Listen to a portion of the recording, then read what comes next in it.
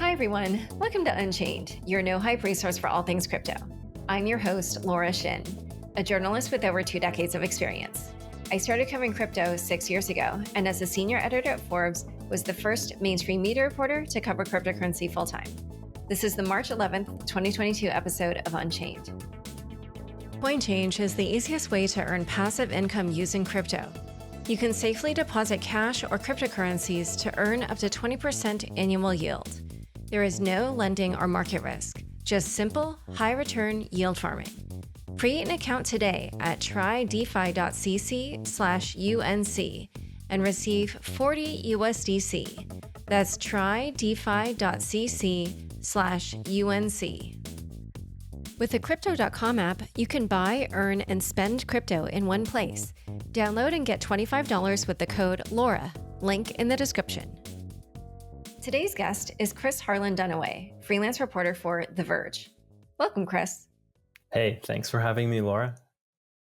You recently wrote a long article for The Verge called The Many Escapes of Justin Sun. What was your story about and why did you write it? The story's about the many escapes of Justin Sun, and they're mostly unknown escapes. They're sort of behind the scenes regulatory escapes or physical escapes running from a country. In this case, China. That's how the story begins. But I decided to write the story because I first wrote a profile about Justin, I think a bit over a year ago. And it took quite a while to write, put it together, put it out. But the story didn't really touch on the cryptocurrency that underpins Justin's crypto empire. And it was more of a labor story. It was more about what it was like in the workplace if you worked for Justin Sun, and sort of cobbling together a picture of who this guy was through that. After I finished that story, news sources approached me to talk to me. And I learned a lot more about the crypto side, the financial side. So really, I set out to write a financial story where I could follow the money as closely or as most attainably as possible, and sort of go after that, find out as much as I could. And this is really the product of that. And some very courageous sources really leaned on them a lot to put this story together. So the article opens with Justin Sun at Seoul's International Airport. What was he doing there and why was that a significant moment? This is really his first escape. So he had learned from CZ of Binance, Changpeng Zhao, that there would be an ICO ban in China. And he was tipped off. And so he conducted his ICO for TRX, his king-making token. And he finished it off. The next day, the ban went into effect. And he was afraid, sources told me he was afraid that he would be caught for this because it was a sort of shady maneuver, potentially illegal maneuver. It's hard to really say how the authorities would have dealt with it. And he must have felt the same way, apparently felt the same way, and decided he'd be better off leaving the country as quickly as he could.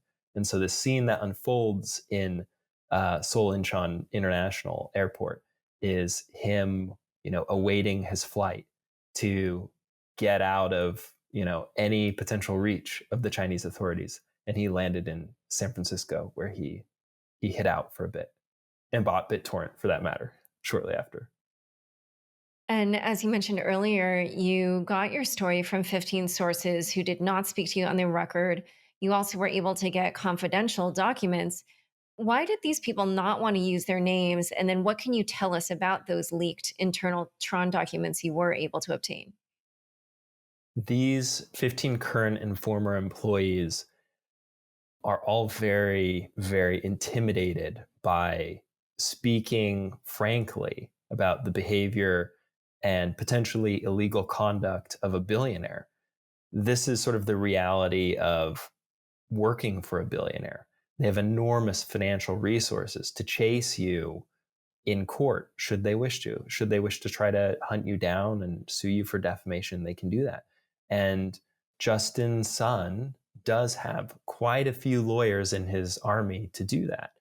And sources were afraid from that perspective. They were afraid of not being able to work in crypto again if that was the field that they chose to work in or what they were sort of in love with.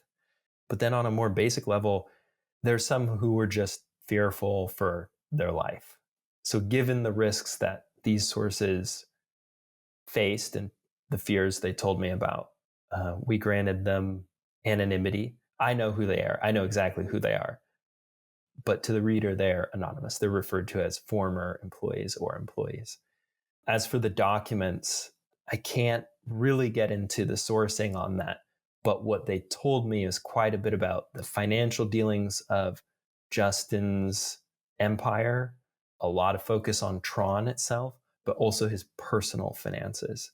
So I was able to learn quite a bit from cobbling together and getting this big old leak from a source. When you say that people were worried for their lives, is that because of Justin's temper, which is also mentioned in both your previous article and this article? I have to be careful here. Temper could be part of it, but so as not to imply what he might or might not do. They believed that Sun had the resources to potentially harm them. That was their belief as they expressed to me. Wow. So you wrote, speaking about the financial aspect, you wrote about some eyebrow raising behavior Sun engaged in regarding Tron's TRX token, certain market making behaviors, as they were called. What was he doing there? And what's your sense of whether or not that was illegal? That's a really good question. So the illegality or potential illegality, I'll get to that second. But first of all, here's what I learned from sources. The person who led the market making team was this guy, Zhu Baolong, like sort of quiet, technocratic worker at Tron, clearly a finance guy. And he had this one-on-one lunch with one of my sources where they went to the seafood restaurant. They were eating this river fish called crucian. And the source begins asking Zhu Baolong, so what's the market making team do? And he says, it's to keep, among other things, we keep the price, the value of TRX at a certain level that Justin wants. And so the source goes, oh, well, how do you go about doing that? And he said, well, we know when good news is going to be released by Tron. And so we'll buy TRX and wait for the good news to be released. It comes out to the public. The value of TRX almost, always rises as a result of the good news. And then they would sell the TRX.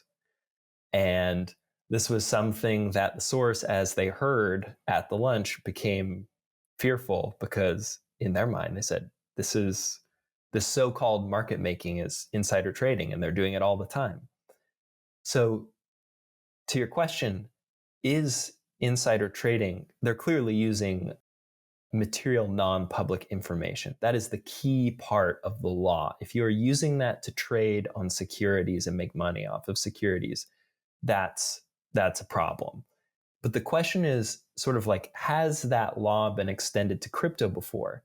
And the lawyers I spoke to who work at the intersection of crypto and finance said their opinion was unanimous that a case can be made that insider trading law applies to crypto. The key thing is whether a crypto is deemed a security or not. A security, old-fashioned word for an investment. And if it is a security, in their opinion, indeed, insider trading law applies to it. However, it's not well tested. It's really not something that's been widely tested. So it's one of these realms of the law that crypto sort of, piled into, and everyone's looking around wondering, is that sort of enforcement going to happen or not? Yeah, this comes up in my book as well. Clearly, there are behaviors that people would recognize sort of as insider trading, but because these are considered commodities or are not clearly defined as securities, technically it's not illegal.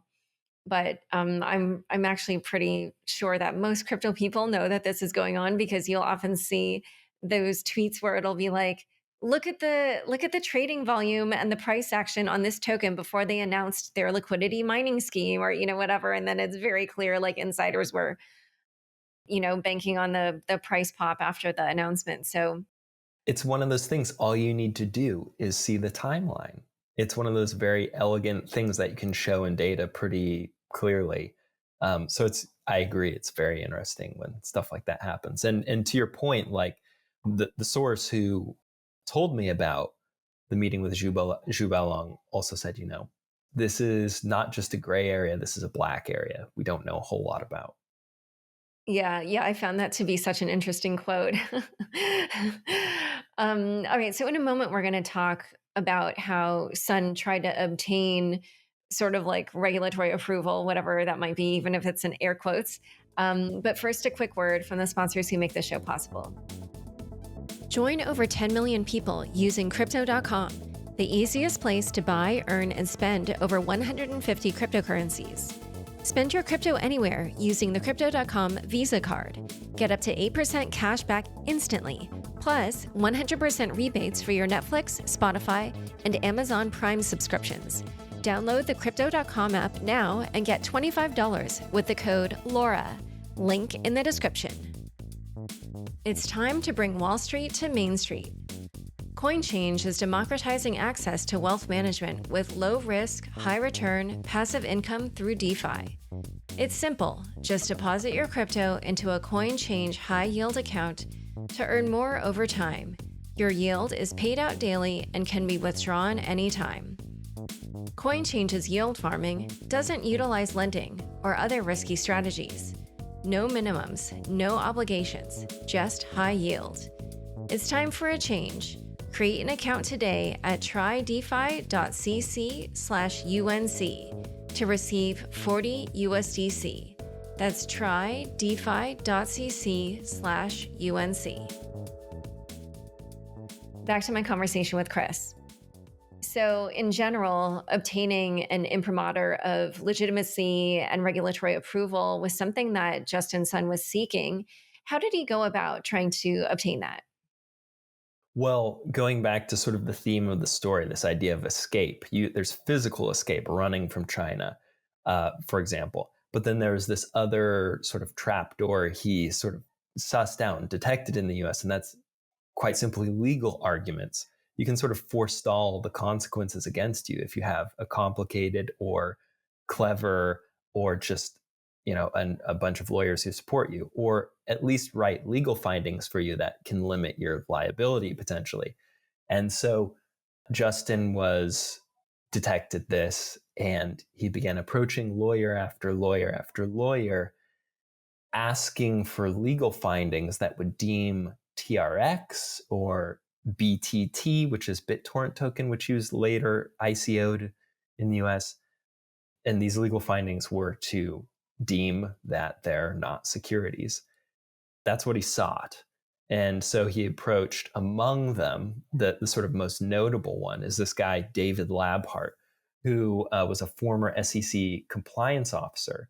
And that was a big reason why Justin hired him. He thought, wouldn't it be great if we had someone from the SEC? That would look awesome. And so David Labhart had this sort of tense, strange job interview with Justin, where Labhart was proposing to just overhaul the compliance process at Tron. And Justin would sort of go, no, you don't understand. I just would like a sort of decisive legal finding that TRX is not a security. And of course, that was a bit confusing for Labhart. But Sun sort of continued to push, and eventually Labhart resigned, expressing, reservations, to put it mildly, about how Justin was approaching the ICO with BTT and how he was just thinking about the securities law and trying to navigate securities law in general.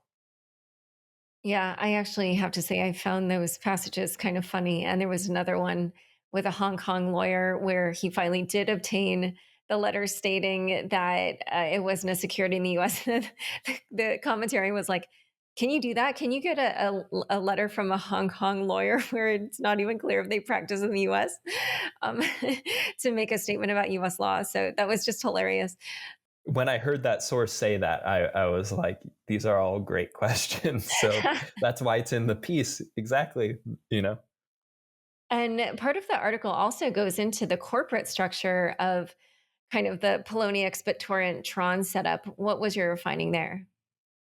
Well, Poloniex, when it was purchased by Justin, was moved, the main corporate entity was placed in the Seychelles, and, distant island, which is known for being quite crypto friendly, is one way to look at it, or, not aggressive with regulation against crypto is another way to say it. That's where they set up shop. And then Poloniex itself, which he had just acquired, became this blandly named LLC called August Tech. So August Tech was owned by Poloniex in Seychelles, but really all of the Poloniex employees in Boston who have always been working for Poloniex were just working for this blandly named, corporate entity now. And it was sort of puzzling. I asked sources about why, and one of them pointed out, it's just a very confusing corporate structure, potentially to just obfuscate responsibility, potentially. But one thing that several sources pointed out is that if you're a user for Poloniex and you had some type of injury, not physical injury, legal injury that you wanted to adjudicate, you would likely have to go to the Seychelles to be in the correct jurisdiction to, solve your problem. So would you do that? I can't think of a whole lot of people who would, book a flight to Seychelles to take up their grievance. So it was complicated, a bit odd, and the sources always found it off-putting that it was reorganized that way. One of the craziest stories in your article is something called Operation Couch Cushions. Tell us what that was. Operation Couch Cushions was sort of the baby of a brainstorming session for alternate revenue for Poloniex. And in this brainstorming session, engineers had just sort of talked about how there's this stuff called dust in the exchange. And dust were just, slivers of Bitcoin or other tokens that had just for whatever reason or another been forgotten by users or were sort of locked up in the exchange's code in some unusual way. And it should be said, Poloniex is a very odd exchange coding wise. It's quite a mess. It was written and created by this polymath named Tristan D'Agosta. And legend has it that he got a coding book over the weekend and began building Poloniex at the same time. So I was going to say, I have a whole thing about Poloniex in my book. And yes, multiple people said Tristan built the whole thing himself. And they were just shocked because normally for an exchange of that size, the information of the code would normally be distributed amongst a whole team. But everything was in Tristan's head, like all the kind of weird nooks and crannies of the code and idiosyncrasies of it. It was all in this one person's head. Yes, you're absolutely right. Your reporting is spot on. And in fact, like when they wanted later on, when they wanted to ask questions, employees would have to go through this complicated process of like using some PGP key to email Tristan, and then he would have some window of time to respond, and he would respond, and then you would have to wait like another 10 days before you could ask another question because it had been written into the deal. It's just very strange. But indeed, yeah, it was all inside this guy's head. And he was learning how to code, as he made it. So it was a mess. And, and I mean that in the most complimentary way possible because multiple people say this guy, is a genius. But in any case, money or dust would get locked up in the exchange. And so engineers had identified this one pool of dust, and it was all Bitcoin. And Justin encouraged and directed this project called Operation Couch Cushions. Like you're fishing around between the couch cushions for extra change that's stuck in your old couch. That's sort of like the joke of the operational name. So what they had found is these old Tether wallets that ran on this thing Omni, and basically users had accidentally deposited Bitcoin to wallets that would only take Tether. And so these fractions of Bitcoin were sort of trapped in suspended animation outside the wallet. They weren't actually in the wallet. They were just neither fully deposited or, this strange state. So they identified it and they said, this is about 300 Bitcoin. And so Justin began saying, where's my 300 Bitcoin? And the understanding among the employees was the plan is now that Justin's going to take the Bitcoin. So eventually the operation went into effect. And this is something that is amazing because you can see it happening on the blockchain. I was able to track it down with the help of great sources and identify these transactions in the blockchain that showed all of the money being siphoned out of these problematic wallets instantaneously, hundreds, thousands of wallets, and then put into an anonymous wallet and then forwarded on to one of Poloniex's hot wallets, one of the communal wallets. And that's sort of where the trail goes cold. I have to be clear, we couldn't trace it back to Justin personally. And part of that is just because these hot wallets have so much user money being deposited and withdrawn that it's really hard to do the forensics, the chain analysis and forensics to figure out where it went. But what we do know is that it ended up in the Poloniex hot wallet. And as one lawyer who specializes on financial crime and cryptocurrency told me after I told him the story, his name's Andrew Verstein, there's likely not a big difference between Poloniex and Justin at this point anyways, because he is the sole owner. And thus, whether he took it personally or whether Polo took it is sort of a moral distinction. The legal distinction Verstein is saying is that there's not much distinction. It's basically the same thing. And he clarified to me, yes, theft by conversion is a crime. Wow. It's just shocking.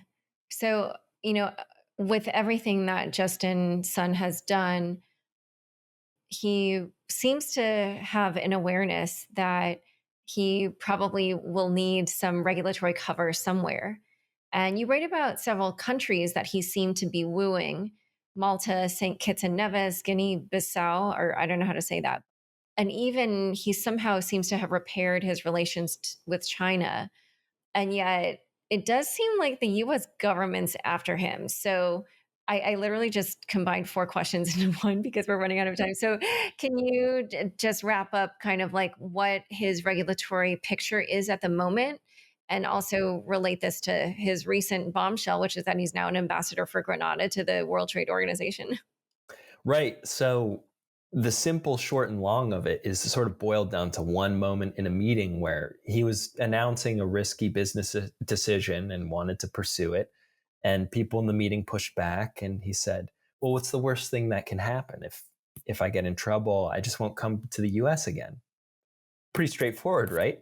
And so this got me thinking, and by talking to other sources, I learned that indeed he had pursued citizenship at other places in the world.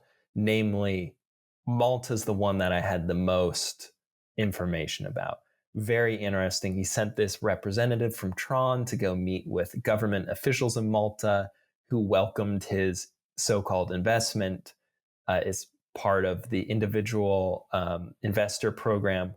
You can essentially buy a passport from Malta if you go through the process. And he did. And he was also looking for citizenship for his mother and father, which was very interesting. It was sort of an indication that this could potentially be one of these, hatches that he can escape through should things really get bad for him. And you mentioned some other countries he either said he had citizenships for or said he was pursuing citizenship for. So you have built this picture again of a man on the run, or at least setting up escape routes should he get in trouble. And it appears indeed that he could be in quite a bit of trouble. I learned that there's a grand jury investigation by the Southern District of New York, which typically handles financial crime on Wall Street. And they're conducting this grand jury investigation into him for a long list of financial crimes, wire fraud, money laundering, spending the ill-gotten gains of the crime, and defrauding the United States, selling a security and lying about it. These are the charges they're exploring. I should be clear, they're exploring. He has not been formally charged. There's no indictment so far as I know. But in any case, this is a multi-agency investigation, the FBI, the IRS, Southern District of New York, looking into this.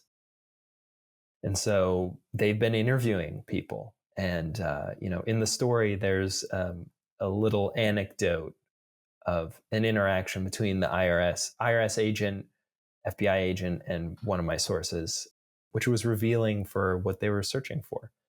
And many of their questions seemed to link back to concerns that he had maybe broken the law when it came to taxes. Tax evasion is a potential thing that they're looking into.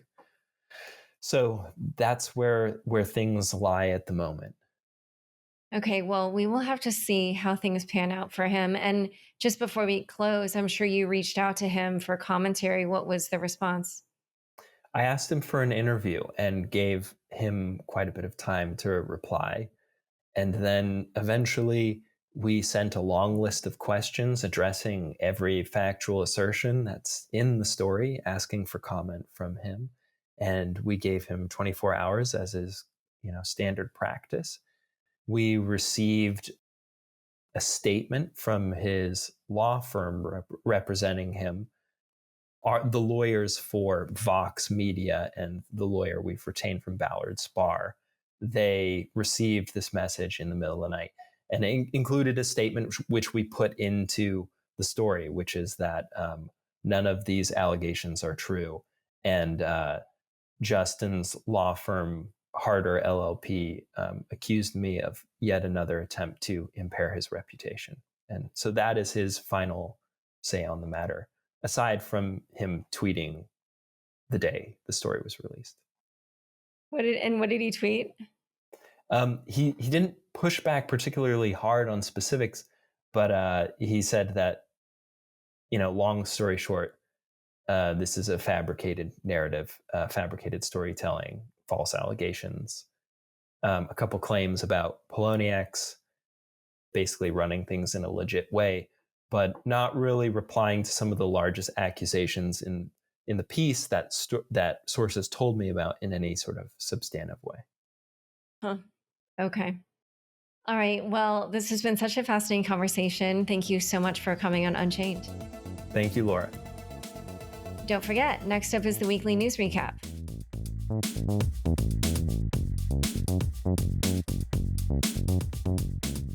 Thanks for tuning in to this week's news recap. Biden's executive order leaves regulators with tons of homework. On Wednesday, President Biden signed the much-anticipated executive order on ensuring responsible development of digital assets. The document requests preliminary research and policy proposals from various government agencies on digital assets, defined as CBDCs, cryptocurrencies, and stablecoins by the executive order. The White House described the executive order as the first ever whole-of-government approach to addressing the risks and harnessing the potential benefits of digital assets and their underlying technology. The Attorney General, Secretary of State, Secretary of the Treasury, the Secretaries of Labor, Commerce, Energy, and Homeland Security appear to be spearheading the research along with directors, administrators, and chairs of various other agencies. Financial regulators like the Commodities Futures Trading Commission, Securities and Exchange Commission, Federal Deposit Insurance Corporation, and the Office of the Comptroller of the Currency will also add commentary. Topics expected to be covered include CBDC technology, which the Biden administration says it is considering with the highest urgency, along with the environmental impact of digital ledger technology and the potential money laundering and illicit finance risks associated with digital assets. Coin Center's executive director, Jerry Brito, felt the executive order struck a good tone. He tweeted, "The message I take from this EO is that the federal government sees cryptocurrency as a legitimate, serious, and important part of the economy and society." The Blockchain Association's Jake Chervinsky agreed with Brito. Anyone worried that President Biden's executive order would spell doom and gloom for crypto can fully relax now. The main concern was that the EO might force rushed rulemaking or impose new and bad restrictions, but there's nothing like that here. It's about as good as we could ask. Based on crypto price movements, the market reaction to the order was also positive, with the total market capitalization of cryptocurrencies rising 6.2% on Wednesday from Tuesday. On a related note, the U.S. Labor Department's Bureau of Labor Statistics reported that the Consumer Price Index, a tool gauging inflation, rose 7.9% over the past 12 months. Ukraine is using its crypto dollars to buy non-lethal military equipment. Data from blockchain analysis firm Elliptic shows the government of Ukraine has received nearly $63 million in crypto donations to Ukraine's blockchain addresses and the NGO Come Back Alive, which includes a $1 million gift in ETH from the Bored Ape Yacht Club NFT collection this week. A report from CoinDesk, which cites Ukraine Deputy Minister at the Ministry of Digital Transformation, Alex Bornyakov, estimates the number is closer to $100 million when factoring in money sent from other small funds.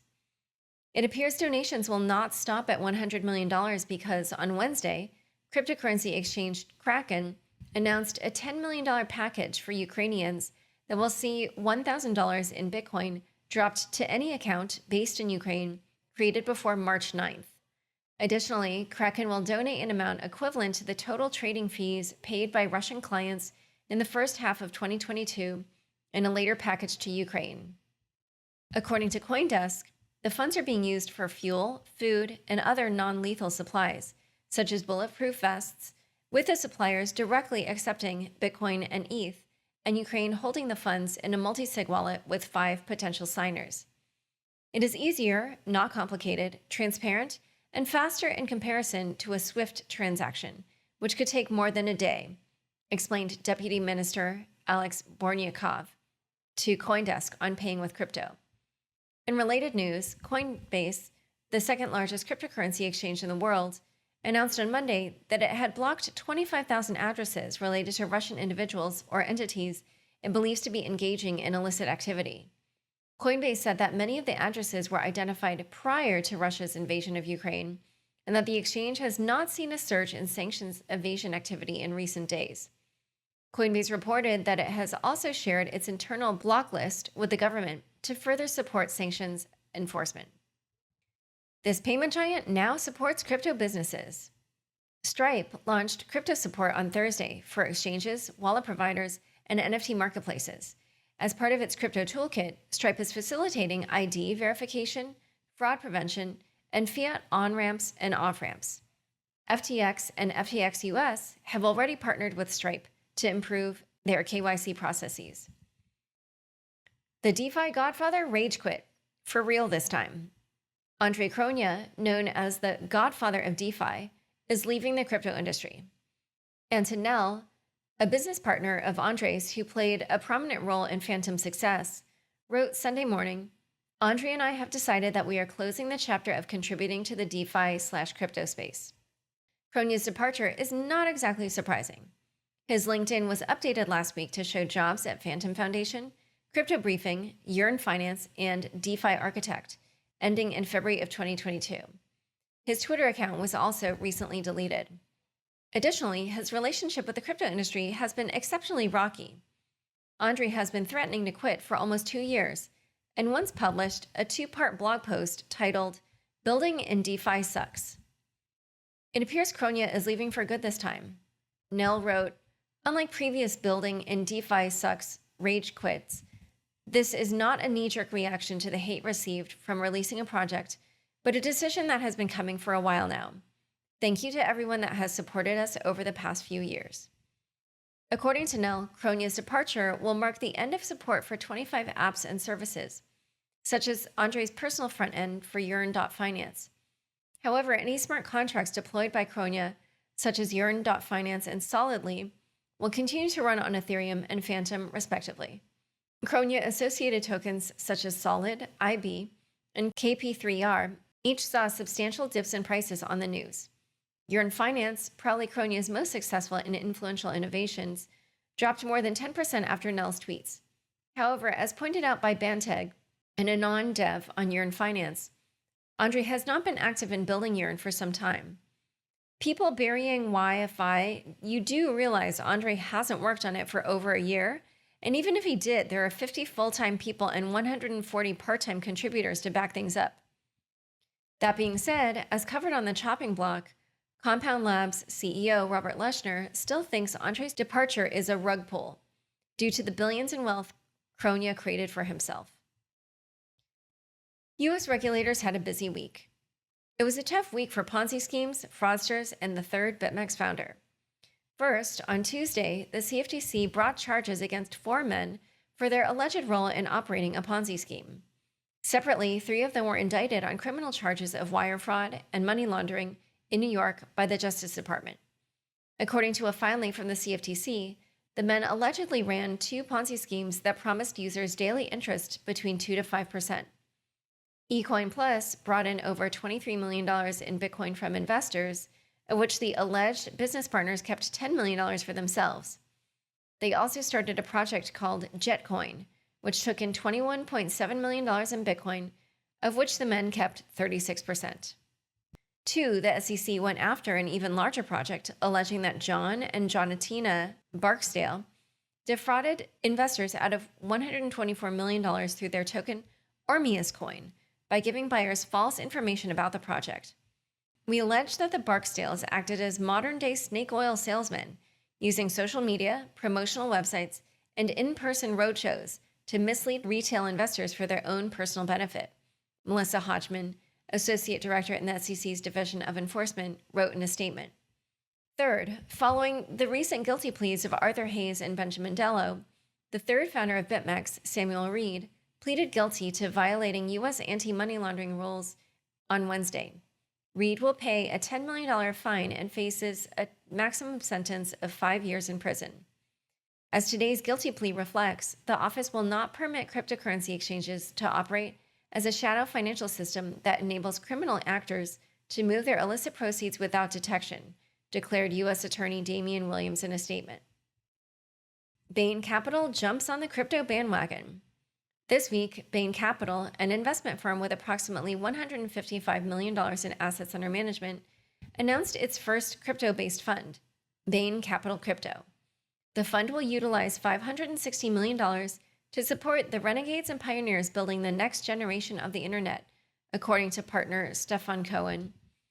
In a conversation with The Block, Cohen revealed that the crypto unit had been in the works for about a year, and that it planned to get its hands dirty on-chain. A little more than a year ago, we set out to design a founder-oriented fund to help them through inception to growth, Cohen explained, advising on key economics, interacting with on-chain governance, providing liquidity, and staking. Bain's arrival to crypto comes when funding is exploding, with Sequoia, Pantera, Electric Capital, and FTX all announcing $100 million plus funds in 2022. It was, however, not a completely smooth arrival, as the team was memed for its all-male composition and the fact that its announcement occurred on International Women's Day. Cohen later proclaimed that Bain is committed to hiring women, investing in women-led projects, and being a driving force in the industry for sponsoring the creativity and genius of women, non-binary people, and people of color. Time for fun bits. Bianca de Medici is... Crypto influencer Bianca de Medici revealed her true identity this week to be the pop singer Sia, who is one of my favorite artists. She doxed herself on both her own and Bianca's account and wrote the following. Dear friends, thank you for being so cool and letting me into your world. I got into BTC in 2016, picked up some altcoins in 2017, but was never much of a speculator. I became a fan of Vitalik Buterin and his particular genius, but it wasn't until I saw the birth of punks, kitties, and the wave of art that followed that I truly fell in love. And I mean down the rabbit hole. Total degen, multiple wallets, JPEG addicts kind of love. At the core, I'm an artist and appreciate any medium that allows people to express who they are inside. I hope that you'll allow me to keep supporting this ecosystem, sharing and creating things that can help move the genre forward. I love you all. Sia. And Sia, if you're listening, I love you, and there's an open invitation for you to come on Unchained anytime. All right, that's it. Thanks so much for joining us today. To learn more about Chris Harland-Dunaway and his article for The Verge, as well as Justin Sun, be sure to check out the show notes for this episode. Unchained is produced by me, Laura Shin, with help from Anthony Yoon, Daniel Nuss, Mark Murdoch, Shashank, and CLK Transcription. Thanks for listening.